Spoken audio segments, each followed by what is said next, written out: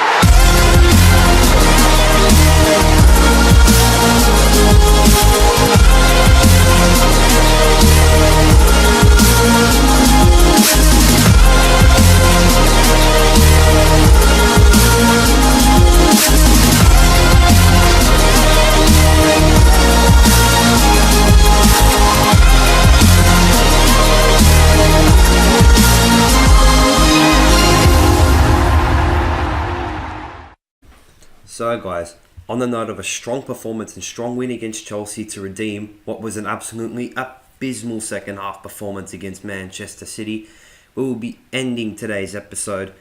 Be sure to leave a like on the video, leave a comment as well, subscribe if you're new around here, and we'll be catching you with the next episode next week.